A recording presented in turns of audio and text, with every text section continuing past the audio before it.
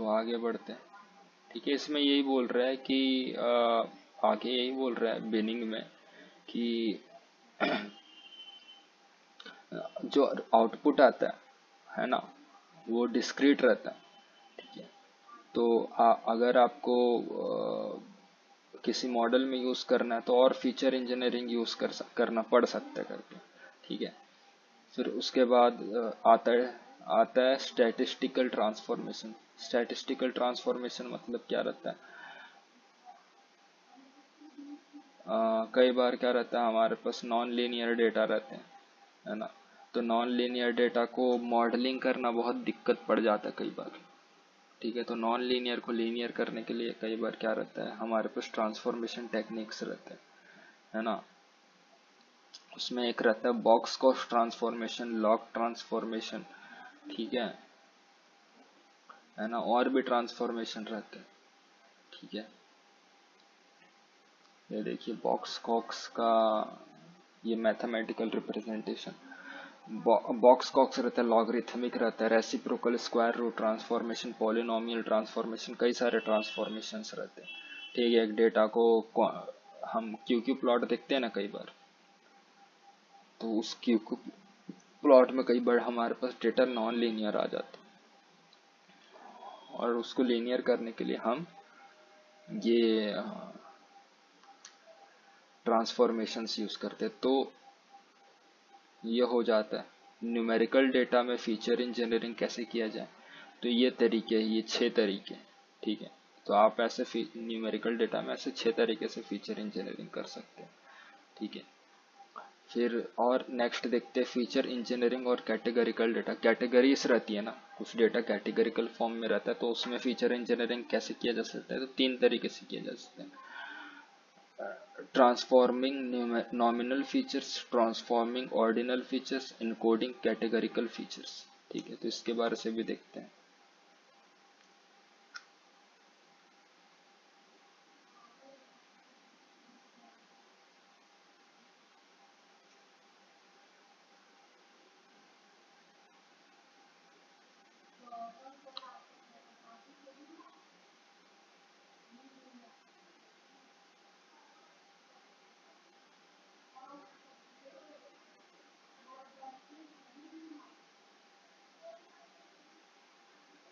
चलिए, ये है ट्रांसफॉर्मिंग नॉमिनल फीचर्स। ठीक है, तो इसको हम देख सकते हैं कि ये हमारा ये डेटा है जिसमें एक गेम डेटा है, जिसमें गेम्स दिए हुए हैं, प्लेटफॉर्म्स है ना। सेल्फ एक्सप्लेनेटरी है, पूरा डेटा सेल्फ एक्सप्लेनेटरी है। तो इसमें ये बताया गया है कि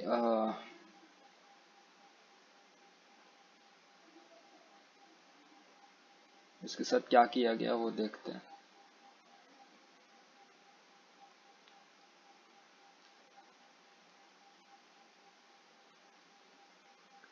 अच्छा, पहले तो इसका आउटपुट देखा गया कि कितने जॉनर्स क्या क्या हैं। तो ये देखिए, एक्शन, एडवेंचर, फाइटिंग, मिससेलिनस, प्लेटफॉर्म, है ना। ये है, पहले तो जॉनर निकाला गया, फिर उसके बाद मैपिंग करी गई, है ना। एक्शन को 0 से मैप किया गया, एडवेंचर को 1 से, पजल को 5 से, रेसिंग को 6 से, रोल प्लेइंग को 7 से, ऐसा मैपिंग किया गया।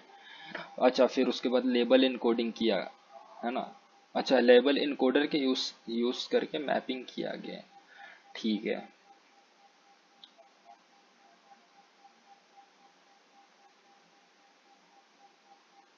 अच्छा, उस लेबल को यूज करके आप अगर किसी मॉडल में एंटर करवा रहे हो कि नॉमिनल डेटा को हम ऐसे यूज डायरेक्टली यूज नहीं कर सकते, ठीक है, मॉडल के अंदर, क्योंकि स्टैटिस्टिकल एनालिसिस के लिए न्यूमेरिकल डेटा होना बहुत जरूरी है। ठीक है, तो इसीलिए उसको लेबल इनकोडिंग करेगी, नॉमिनल डेटा को लेबल इनकोडिंग करी है ना। नॉमिनल मतलब क्या होता है, नेम्स रहते हैं। ठीक है, तो नेम्स से भी आप एनालाइज कर सकते हो। ठीक है, वैसे वो लिस्ट प्रिफर्ड रहता है, ऑर्डिनल मोस्ट प्रिफर्ड रहता है डेटा। ठीक है, तो ऑर्डिनल के साथ क्या करता है वो देखते हैं, है ना। ये क्या कर रहा है, पोकेमोन का डेटा सेट है, उसमें से किसको इसने लिया है,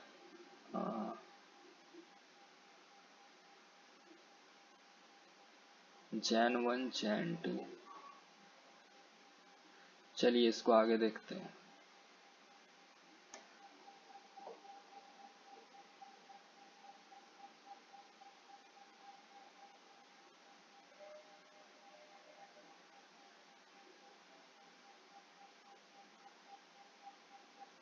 अच्छा, ordinal ordinal transforming ordinal attributes. Ordinal data मतलब क्या रहता है, जो सीक्वेंस शो कर रहा है ना। 1 के बाद 2 आता है, 2 के बाद 3, 3 के बाद 4, 4 के बाद 5, ऐसा करके, है ना। तो उस बेस पर ये ट्रांसफॉर्मिंग ऑर्डिनल डेटा बोल रहे हैं, ठीक है। तो ये बोल रहा है कि ये जो पोकीमॉन है उसमें जनरेशन 1 के कौन कौन से पोकीमॉन थे, तो ये जनरेशन 1 के पोकीमॉन्स थे। जनरेशन 2 के कौन से पोकीमॉन थे, तो ये पोकीमॉन थे जनरेशन 2। वैसे जनरेशन 3, जनरेशन 4, जनरेशन 5, जनरेशन 6 और ये ऑल जनरेशन आखिरी में, ठीक है। तो ऑर्डिनल ट्रांसफॉर्मेशन मतलब हम अगर हमको देखना है तो हम देख सकते हैं, है ना। अगर किसी भी ऑर्डिनल डेटा को हम ऐसे ग्राफिकली या फिर देखना चाहते हैं या मैप करना चाहते हैं तो हो सकता है, ठीक है। ये देखिए, जैसे कि ये जनरेशन, इतने सारे जनरेशन है, जनरेशन 1 से लेकर के जनरेशन 6 तक के हमारे पास पोकेमॉन है। तो जनरेशन 2 को हम लेबल किया 2 से, जनरेशन 6 को लेबल किया 6 से, है ना। तो ये लेबलिंग करी गई हमारे द्वारा, ये जितने भी जनरेशन थी, और लेबल इनकोडिंग के बाद हम इसको मॉडल में आप फिट करके आप देख सकते हैं, ठीक है।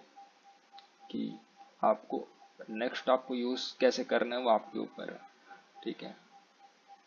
फिर थर्ड क्या होता है, इनकोडिंग कैटेगरिकल फीचर्स, ठीक है। ये जो भी कैटेगरिकल फीचर्स है ना, उसके उससे साथ आप कैसे डील करते हैं, जैसे कि है ना, उसमें आप क्या कर सकते हैं, वन हॉट इनकोडिंग, है ना, 1 to 1 मैपिंग बोलते। वन हॉट इनकोडिंग ऑलरेडी हम डील कर चुके हैं, है ना। 1 और 0 में आपको किसी भी वेरिएबल को मैप करना है तो आप कर सकते हैं। जैसे कि ये देखिए, जनरेशन 2 जनरेशन, ये जितने भी जनरेशन है ना, उसको मैप करके दिखा गया। ये देखिए यहाँ पर जनरेशन लेवल, जनरेशन 1, जनरेशन 2, ये देखिए इसको मैप किया गया। फर्स्ट फर्स्ट नंबर पर हमारा जनरेशन 2 था, सेकंड नंबर पर हमारा जनरेशन 6 था, है ना। तो जनरेशन 6 में 1 है और बाकी जगह 0 है।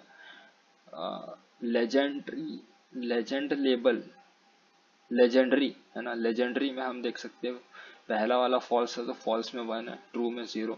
सेकंड वाला फॉल्स था तो फॉल्स में 1 है, सेकंड ट्रू में 0, है ना। तो ये भी ये न्यूमेरिकल फॉर्म में कन्वर्ट हो गया है ना। जो एक लेबल था वो न्यूमेरिकल फॉर्म में कन्वर्ट हो चुका है। तो इसको हम ये मॉडल में एंटर करवा के इससे जो हम डेटा निकालना चाहते हैं वो हम डेटा निकाल, जो भी हम इंसाइट निकालना चाहते हैं वो इंसाइट अपन निकाल सकते हैं वन हॉट इनकोडिंग से, ठीक है।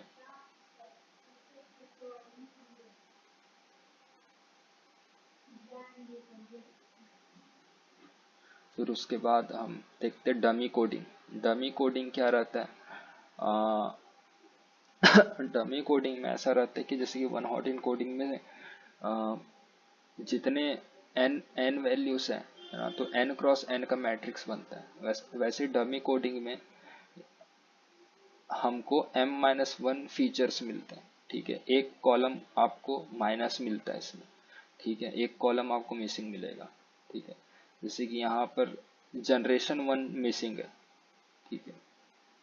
जनरेशन 2 से शुरू हो रहा है ना। ये क्या होता है, कोलिनियर आपको जो डेटा मिलते हैं ना, जहाँ पर एकदम मतलब ऐसे डेटा को ये छोड़ देता है जो डेटा ना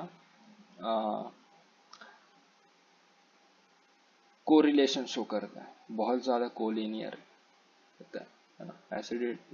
ऐसे डेटा को छोड़ देता है।